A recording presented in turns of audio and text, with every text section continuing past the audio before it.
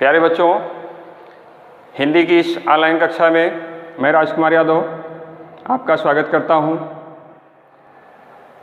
आज हम क्षितिज भाग 2 के पद्य खंड के अंतर्गत आपके पाठ्यक्रम में सम्मिलित गोस्वामी तुलसीदास जी और उनके द्वारा विरचित रामचरितमानस के बालकांड से उद्घृत राम लक्ष्मण परशुराम संवाद इस शीर्षक का अध्ययन करेंगे।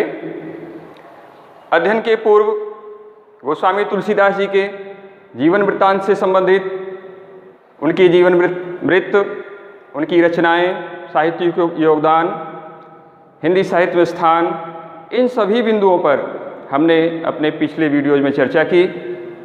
आज हम गोस्वामी तुलसीदास द्वारा विरचित राम लक्ष्मण परशुराम संवाद जो आपके पाठ्यक्रम में सम्मिलित किया गया, इस पाठ्यक्रम का यहाँ पर अध्ययन करते हैं।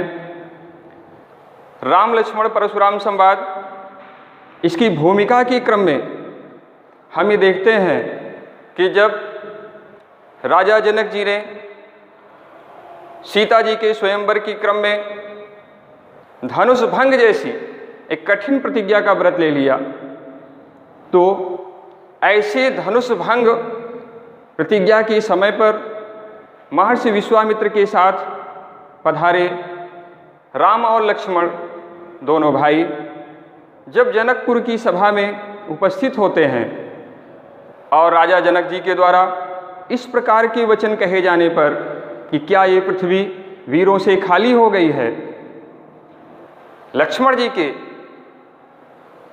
उग्र रूप धारण कर लेने पर मर्यादा पुरुषोत्तम श्री राम ने उनको किस प्रकार से शांत किया, उनके क्रोध को किस प्रकार से शांत किया और महर्षि विश्वामित्र की आज्ञा पाकर किस प्रकार से श्री राम ने धनुष भंग किया। धनुष भंग के उपरांत जहाँ पर पूरी सभा धनुष भंग होने से गदगद हो गई, हर्ष और उल्लास का वातावरण छा गया, राजा जनक जी के चेहरे पर खुशियाँ विकीर्ण करने लगी। ऐसे में क्रोध के दूसरे रूप परशुराम जी का जनक जी की सभा में आगमन होता है। क्रोधाभिभूत, क्रोध से तमतमाए हुए, क्रोध से भरे हुए ऐसे परशुराम जी को सभा में एकाएक उपस्थित देखकर पूरी सभा हतप्रभ रह गई, दंग रह गई। आगे अब क्या होने वाला है, किसी को कल्पना भी नहीं थी, सोच भी नहीं सकता था कि महर्षि परशुराम जी इस समय यहाँ उपस्थित हो जाएंगे। उपस्थित होने का उनका एकमात्र कारण था कि उनके द्वारा उनके आराध्य भगवान शंकर का जो धनुष टूटा था। तो प्यारे बच्चों, आज उसी कड़ी में चौपाई छंद के माध्यम से गोस्वामी जी ने राम लक्ष्मण परशुराम संवाद में किस प्रकार से धनुष भंग होने पर परशुराम जी के, राम लक्ष्मण और परशुराम जी के आपस में जो संवाद होते हैं उसको किस प्रकार से गोस्वामी जी ने अपने शब्दों में लिखा। गोस्वामी जी लिखते हैं कि नाथ संबुधन भंज निहारा, वहीं है को एक दास तुम्हारा, आयसु काह कही किन मोही, सुन रिसाई बोले मुन को ही। इस चौपाई के माध्यम से नाथ शब्द का जो प्रयोग किया गया, नाथ शब्द ये भगवान श्री राम ने परशुराम जी के एकाएक सभा में उपस्थित हुए परशुराम जी के प्रति नाथ शब्द का प्रयोग किया। अर्थात नाथ शब्द कहकर श्री राम ने परशुराम जी को संबोधित किया कि हे नाथ, नाथ शंभुधन भंज निहारा। ये जो शंभु जी का धनुष जो भंग हुआ है इस सभा में, जो आप इस सभा में पधारे हैं और शंकर जी का एक खंडित धनुष आपको दिख रहा है, हे नाथ, ये शंभु जी का जो धनुष, खंडित धनुष आपको दिख रहा है, इस शंभु जी के धनुष को खंडित करने वाला वही है को एक दास तुम्हारा। वो कोई आपका एक दास ही होगा, अर्थात आपका सेवक होगा, आपका भक्त होगा, आपका पुजारी ही हो सकता है। आपको अपना आराध्य मानने वाला, आपको अपना इष्ट मानने वाला ही हो सकता है। ये सबके बस की बात, साधारण व्यक्ति की बस की बात नहीं है। वो आपका जरूर कहीं न कहीं से आपका सेवक होगा। हे नाथ, आप इसको समझ जाइए कि धनुष किसने भंग किया जो आप ये पूछ रहे हैं। तो धनुष भंग करने वाला ऐसा दुस्साहसी व्यक्ति, ऐसे कठिन कार्य को करने वाला व्यक्ति कहीं न कहीं से आपका जरूर अवश्य ही आपका दास होगा। नाथ संबुधन भंजनिहारा, वही है को एक दास तुम्हारा, आयसु काह कही किन मोही। श्री राम जी कहते हैं कि आज्ञा दीजिए, आयसु काह कही किन मोही। हे प्रभु, हे परमात्मा, हे इष्ट परशुराम जी, आज आप हमसे हमें आज्ञा दीजिए। आयसु काह कही किन मोही, सुन रिसाई बोले मुन को ही। जब रामचंद्र जी के इस प्रकार से विनयपूर्ण वचनों को परशुराम जी ने सुना तो सुन रिसाए, गुस्से से तमतमाए हुए, सुन रिसाए बोले मुन को ही। मुनि जी क्रोध से तमतमाए हुए, को ही, क्रोध विशेषण शब्द का प्रयोग किया गया कि को ही, क्रोध से भरे हुए ऐसे परशुराम जी श्री राम के विनयपूर्ण शब्दों का किस प्रकार से उत्तर देते हैं। परशुराम जी कहते हैं कि जहाँ जैसे आप कह रहे हैं कि जो आपका वो दासी होगा, तो आप दास की परिभाषा सुनिए। परशुराम जी कहते हैं कि सेवक सो जो करे सेवकाई। हे राम, सेवक वो होता है जो सेवकाई का काम करता है। सेवक सेवकाई, सेवक सो जो करे सेवकाई, जो सेवकाई का कार्य करे अर्थात सेवा करने का कार्य करे, जो अपने गुरु की निंदा ना करे, गुरु का सदैव कि गुरु की सदैव सेवा में उपस्थित रहे, उनकी सेवा करे, उनका सेवा भाव के साथ उनके साथ सदैव उपस्थित रहे, उसे सेवक कहते हैं। अरि करनी सो करई लड़ाई। यहाँ पर तो जिसने इस व्यक्ति इस ऐसे कार्य को जिसने संपन्न किया, ऐसे कार्य को जिसने पूरा किया, वो एक सेवक नहीं हो सकता। वो तो अरि करनी, वो तो एक शत्रुवत व्यवहार मेरे साथ किया है। अरि, अरि मतलब शत्रु, उसने तो मेरे साथ शत्रुवत व्यवहार किया। और शत्रुवत व्यवहार करने वाले व्यक्ति के साथ सदैव लड़ाई ही करनी चाहिए, उससे हमेशा युद्ध ही करना चाहिए। अरि करनी सो करई लड़ाई। सुनहु राम जहि शिव धनु तोरा। परशुराम जी कहते हैं आगे कि हे राम, सुनहु राम धनुष शिव धनु तोरा। सुनहु राम, हे राम, जिस भी व्यक्ति ने इस शिव धनुष को तोड़ा है, ये शंकर जी का धनुष है, एक साधारण धनुष नहीं है। ऐसे धनुष को जिस भी व्यक्ति ने तोड़ने का साहस किया, सहस्र बाहु सम सो रिप मोरा, वो मेरे लिए सहस्र बाहु के समान है। ऐसा कहा जाता है कि पूरी पृथ्वी पर परशुराम जी का सबसे, यदि कोई सबसे बड़े शत्रुओं में से किसी का नाम लिया जाता है तो वो सहस्रबाहु का नाम लिया जाता है। आज सहस्रबाहु के समीचीन तो नहीं रखते परशुराम जी, लेकिन कहते हैं सहस्रबाहु सो समरिपु मोरा। वो सहस्रबाहु के समान ही मेरे लिए वो मेरा दूसरा शत्रु होगा। जिस प्रकार से सहस्रबाहु मेरे लिए एक शत्रु का काम किया और मेरे लिए सबसे बड़े शत्रु के रूप में उभर कर सामने आया, उसी प्रकार से आज जिसने भी मेरे आराध्य शिव जी के धनुष को भंग करने की हिम्मत की जुटाई, आज वो मेरे लिए सहस्रबाहु के समान दूसरा शत्रु होगा। सो बिलगाओ बिहाई समाजा। परशुराम जी कहते हैं हे राम, सो बिलगाओ, बिलगाओ मतलब होता है अलग कर देना। सो बिलगाओ, बिलगाओ अलग कर देना, अलग कर देना। अब अलग कर देना, कहाँ से अलग कर देना? बिहाई समाजा, बिहाई, सो बिलगाओ बिहाई समाजा। हे राम, ऐसे व्यक्ति को जिसने भी शिव धनुष को तोड़ने की हिम्मत जुटाई है, ऐसे व्यक्ति को आप इस समाज से अवश्य अलग कर दें। पूरी सभा को चेतावनी देते हुए परशुराम जी कहते हैं कि ऐसे व्यक्ति को आप चिन्हित कर दें, बता दें, हमें जरा उसकी तरफ इशारा कर दें, और नहीं करते तो उसको एक किनारे कर दें। सो बिलगाओ बिहाई समाजा। और आगे में चेतावनी देते हैं कि यदि आप लोग ऐसा नहीं करते तो नत मारे जई हैं सब राजा। तो अगर आप ऐसा नहीं करते हैं तो इसका परिणाम सबको भुगतना पड़ेगा। न तो न लगता अलग, न तो नहीं तो नत मारे जई हैं सब राजा, नहीं तो सबके सब राजाएं मेरे साथ मेरे द्वारा आज वध के पात्र बन जाएंगे, मेरे इस फरसे की, मेरे इस परस के आज पात्र बन जाएंगे, कोप भाजन, मेरे गुस्से का कोप भाजन बन जाएंगे। सुनि मुनि वचन लखन मुस्काने। इस प्रकार से आप देखेंगे कि राम लक्ष्मण परशुराम संवाद के दौरान लक्ष्मण जी, जो भाई अपने बड़े भाई श्री राम के साथ सभा में उपस्थित थे, जब विनयपूर्ण मर्यादा पुरुषोत्तम राम के द्वारा इस प्रकार के विनयपूर्ण शब्दों को शब्दों के कहे जाने पर परशुराम जी के गुस्सा 7वें आसमान पर विद्यमान हो रहा है। ऐसे में लक्ष्मण जी से बर्दाश्त नहीं होता और लक्ष्मण जी वहीं बैठे बैठे सुनि मुनि वचन लखन मुस्काने। सुनि मुनि वचन, मुनि के वचन, मुनि कौन? परशुराम जी के। परशुराम जी के इस प्रकार से क्रोधाभिभूत, क्रोध से भरे हुए ऐसे शब्दों को जब लक्ष्मण जी सुनते हैं तो हल्की हल्की उनके चेहरे पर हल्की हल्की मुस्कुराहट दौड़ जाती। सुनि मुनि वचन लखन मुस्काने, बोले परशु धरहिं माने। श्री राम लक्ष्मण जी इस प्रकार से मुस्कुराते हैं, उनको तनिक सा भी डर का एहसास ही नहीं है। फरसे पर क्या, फरसे के अंदर फरसे की क्या खूबी है, उसके बारे में कौन कौन सी कथाएं चली हैं, इनसे बेखबर होकर लक्ष्मण जी मुस्कुराते रहते हैं।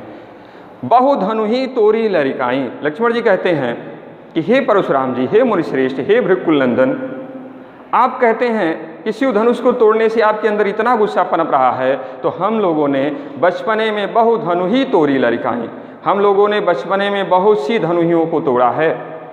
धनु ही छोटे छोटे धनुष, जो बच्चे छोटे छोटे धनुष बनाकर खेला करते हैं, तो हम लोगों ने खेल खेल में न जाने कितने धनुषों को तोड़ दिया होगा। धनु ही तोरी लरिकाई, कबहु न अश्रिस कीन्ह गोसाई।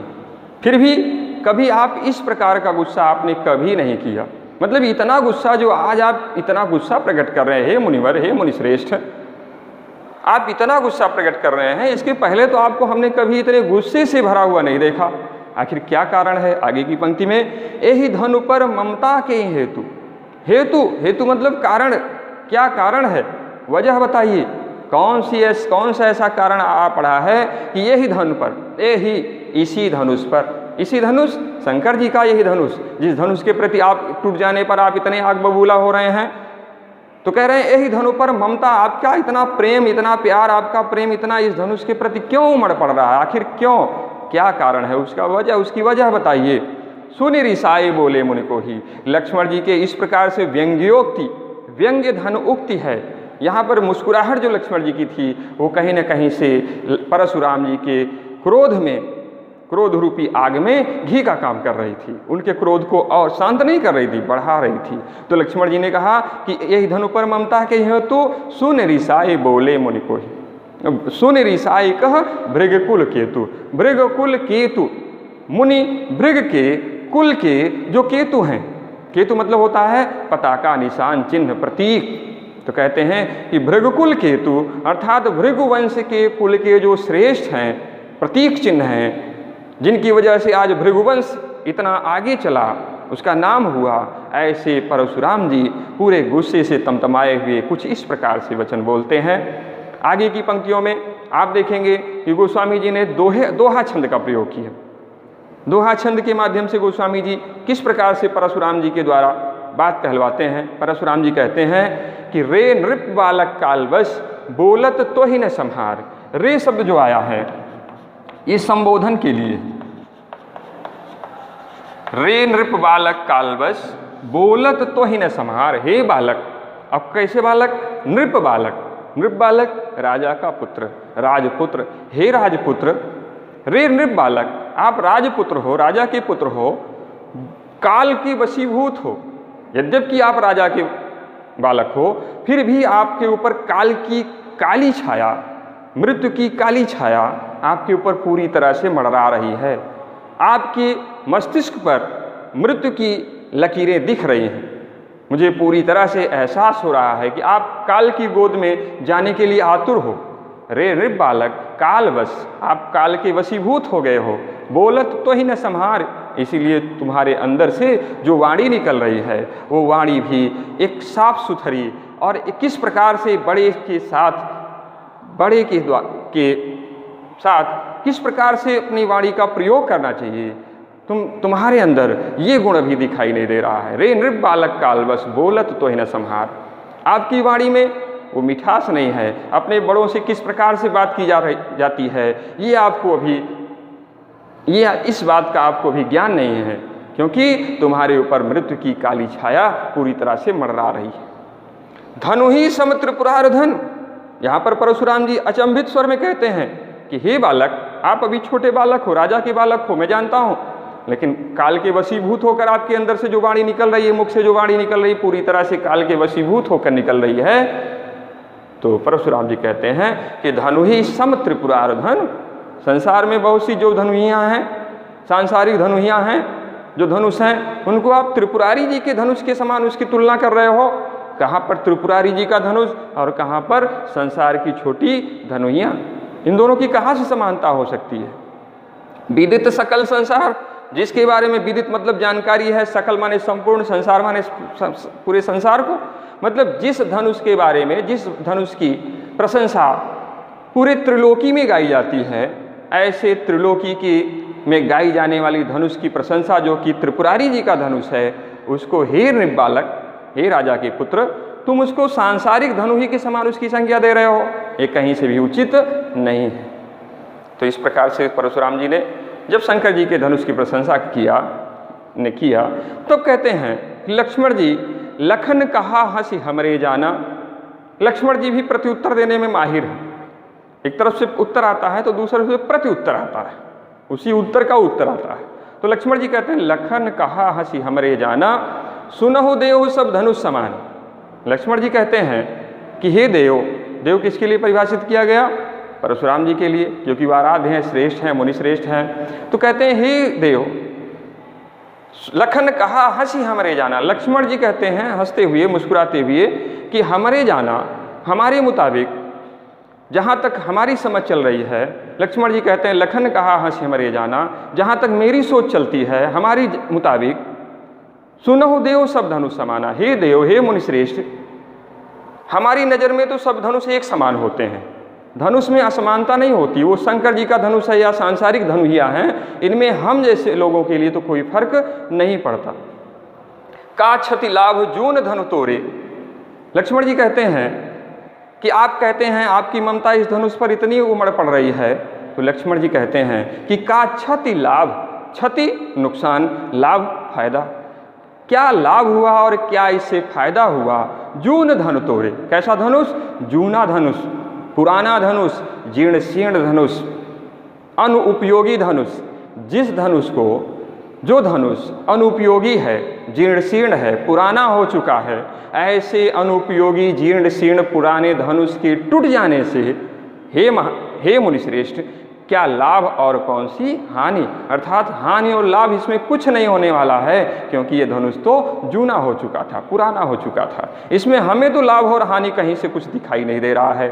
देखा राम नयन के भोरे, और ऐसे धनुष को जो जूना धनुष था, जीर्ण शीर्ण धनुष था, उसको तो श्री राम ने, उसको तो राम जी ने केवल नयन के भोरे, केवल नयनों से एक बार उसे भरी आंखों से देखा मात्र, बस उसे देखा मात्र। इसी प्रसंग पर गोस्वामी जी अन्यत्र जगह आगे के पद्यांशों में लिखते हैं कि जब श्री राम जी ने धनुष को तोड़ा, धनुष उठाया, धनुष तोड़ा, धनुष भंग हुआ, तो कहते हैं कि एक ऐसी स्थिति बन चुकी थी कि पूरी जनकपुर की सभा, पूरी सभा भरी हुई थी।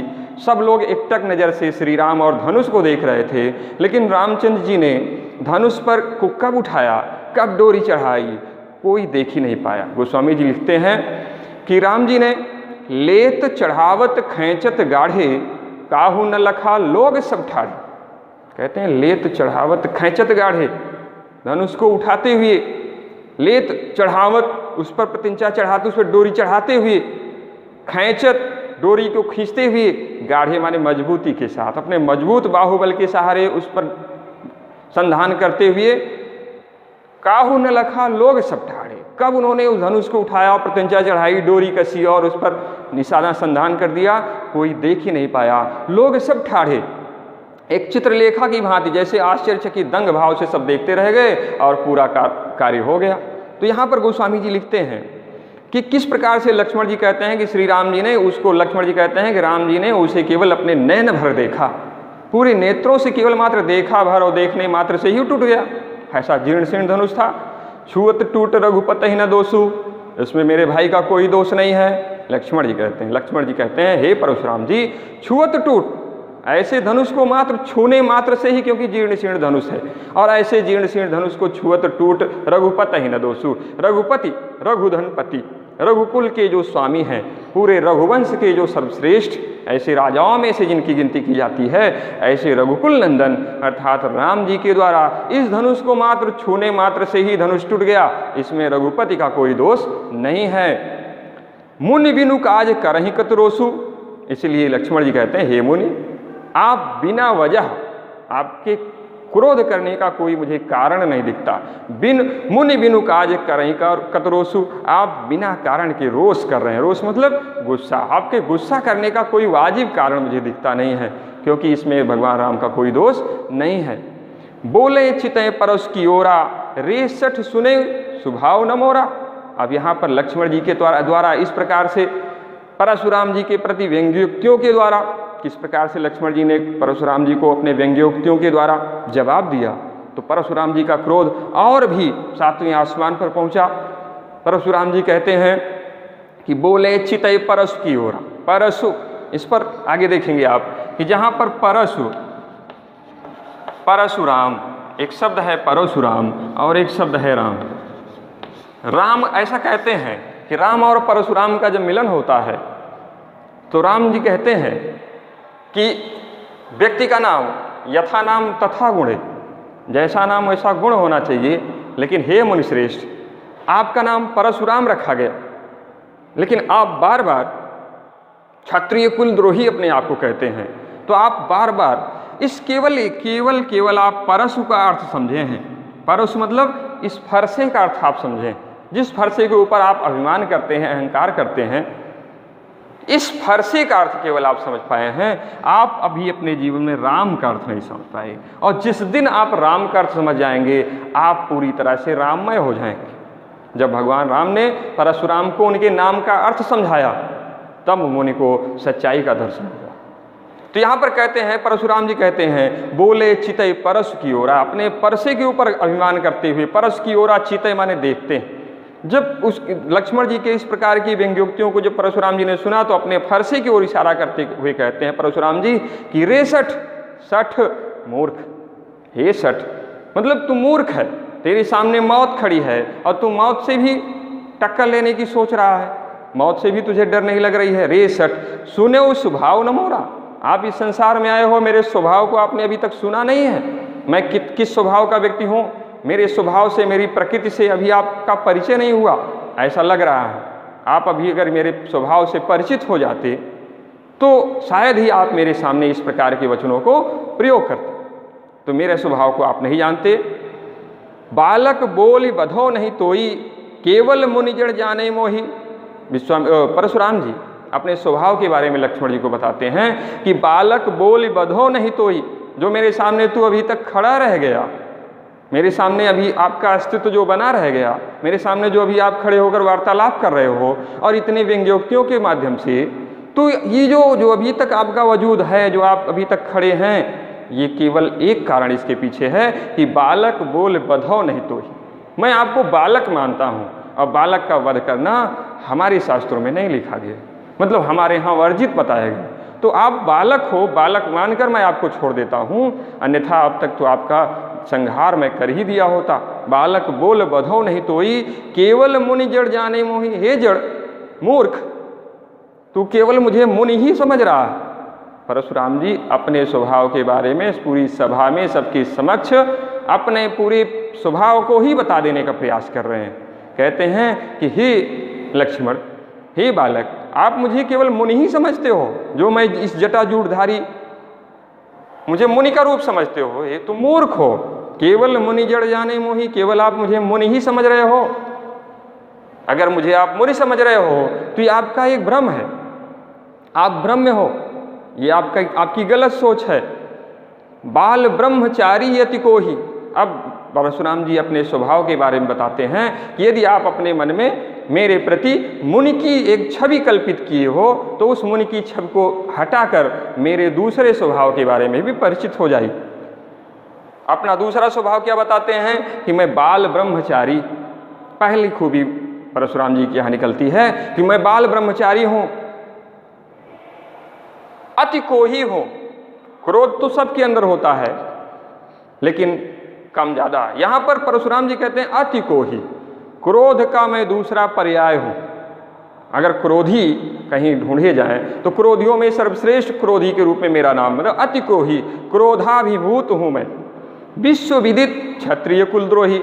और हे बालक, मेरे बारे में पूरा विश्व जानता है, पूरा संसार जानता है, अखिल ब्रह्मांड जानता है कि मैं क्षत्रिय कुलद्रोही हूँ। मैंने क्षत्रियों के वंश को किस प्रकार से नष्ट किया, ये पूरा सकल संसार जानता है, संपूर्ण संसार जानता है।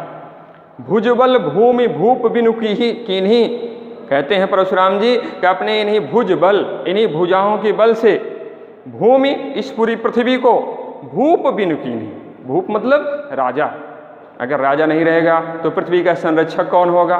तो यहाँ पर परशुराम जी कहते हैं कि हे बालक, यदि मुझे मुनि मानते हो तो आपकी कोरी कल्पना है, इस कल्पना से आप अलग होकर मेरे बारे में सोचें। भुजबल भूमि भूप बिनु कीन्ही, अपनी इन्हीं भुजाओं की ताकत के बल पर मैंने पृथ्वी को न जाने कितनी बार क्षत्रिय विहीन किया और राजाओं से विरक्त कर दिया, पूरी पृथ्वी को राजा विहीन कर दिया। भूमि भूप बिनु कीन्ही, अब कोई पृथ्वी पर राजा बचा ही नहीं था।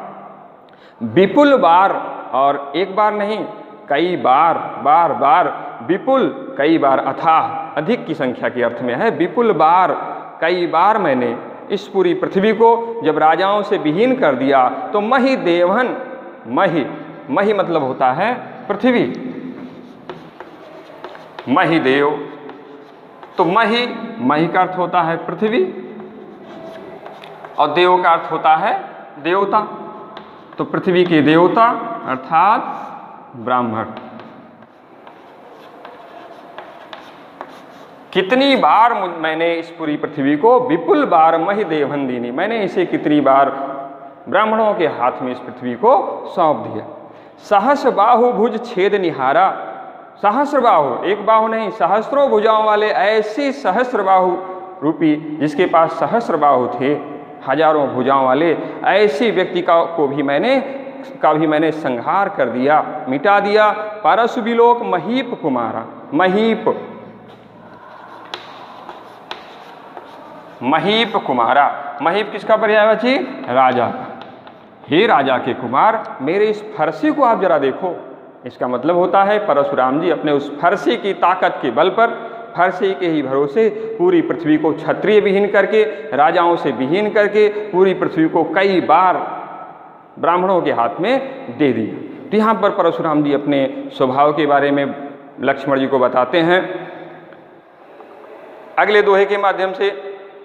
मातु पिता ही जन सोच बस, करसि महिष किशोर, गर्भक के अर्भक दलन, परसु मोर अति घोर। यहाँ पर अपने स्वभाव के बारे में लक्ष्मण जी को परिचित कराते हैं कि मातु पिता ही जन सोच बस, आपके माता पिता, माता और पिता क्या सोचेंगे कि एक बालक के साथ कैसी दुर्घटना घट गई, इस सोच के बस वशीभूत होकर करस महिष किशोर, हे महिष किशोर, हे राजा के पुत्र, आपके इन कार्यों की वजह से जो आपको आगे जो आपको फल मिलेगा, अर्थात फल आप समझ ही रहे होंगे कि मेरे कोप का जो आप भाजन बन जाओगे, मेरे कुछ गुस्से का आप शिकार बन जाओगे, आप मृत्यु को प्यारे हो जाओगे, तो आपके माता पिता क्या सोचेंगे, इस बारे में जरा आप सोचो। अपने माता पिता के बारे में जरा आपको सोच रखना चाहिए, क्योंकि आपके द्वारा किए गए कार्यों का आगे क्या परिणाम होगा, इसका भुक्तभोगी आपके माता पिता, इसके भुक्तभोगी आपके माता पिता हो जाएंगे। तो इसका जरा आपको ख्याल करना चाहिए, ध्यान करना चाहिए। गर्भन के अर्भक, जो गर्भन, गर्भ में पलने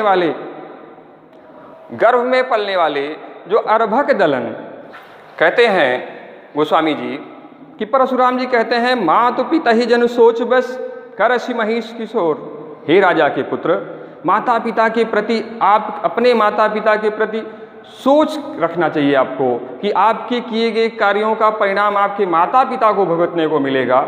आपके द्वारा जो इस तरह से मेरे साथ प्रश्नोत्तरी की जा रही है, व्यंग्योक्तियों का प्रयोग किया जा रहा है, इसका फल आपको तो मिलेगा ही, आपके माता पिता के ऊपर क्या गुजरेगी, इसका जरा, हे महिष किशोर, इसका जरा आपको ख्याल होना चाहिए, ध्यान होना चाहिए। क्योंकि गर्भन के अर्भक दलन, गर्भ में पलने वाले जो अर्भक मतलब जो बच्चे हैं, गर्भ में पलने वाले जो बच्चे होते हैं, वो दलन दरस परसु मोर अति घोर, मेरे इस फरसे की टंकार चोट को सुनकर जो गर्भ में पलने वाले बच्चे होते हैं वो भी मृत्यु को प्यारे हो जाते हैं। अपने इस फरसे की चोट को किस प्रकार से परशुराम जी फरसे की संहार को, चोट को किस प्रकार से परशुराम जी व्याख्यायित करते हैं कि मेरे फरसे की चोट को, आवाज़ को सुन लेने मात्र से ही माँ के गर्भ में पलने वाला बच्चा भी मृत्यु को प्यारा हो जाता है। तो तुम तो अभी बालक हो और वो भी मेरे समक्ष खड़े हो, और समक्ष खड़े ही नहीं हो, मेरे साथ प्रश्नोत्तरी कर रहे हो। तो जरा आप अपने बारे में सोचो कि मेरे साथ प्रश्नोत्तरी करने वाला ये आप मेरे सामने कितनी देर तक टिक सकते हो, रुक सकते हो। आप रुके इसलिए हो क्योंकि आपको अपने माता पिता के प्रति भी जरा सोच रखनी चाहिए। तो इस प्रकार से बच्चों आप देखेंगे कि आज हमने राम लक्ष्मण परशुराम संवाद इस शीर्षक के अंतर्गत चौपाई संख्या 1 और चौपाई संख्या 2 और इस चौपाई के बीच में आने वाले दोहा संख्या 1 और दोहा संख्या 2 इनका आज हमने अध्ययन और अध्यापन किया। आशा है कि आप भी इस वीडियोस के माध्यम से अपने सामने पाठ्य पुस्तक, जो आपकी निर्धारित पाठ्य पुस्तक है, उसको रखकर मेरे द्वारा पढ़ाई गई एक एक पंक्तियों का अपने उस चौपाई से मेल करते हुए आप अध्ययन करेंगे और मुझे ये उम्मीद है कि आपको बेहतर समझ में आ जाएगा। तो इस प्रकार से आज का वीडियोज हम यहीं पर समाप्त करते हैं। अगले वीडियोज में ये अंश क्रमशः ऐसे चलता रहेगा, चौपाई संख्या अगली चौपाई पढ़ाई जाएगी। तब तक के लिए हम आपसे विदा लेते हैं। आप जहाँ भी रहें स्वस्थ रहें, सुरक्षित रहें, इसी मनोकामना के साथ धन्यवाद।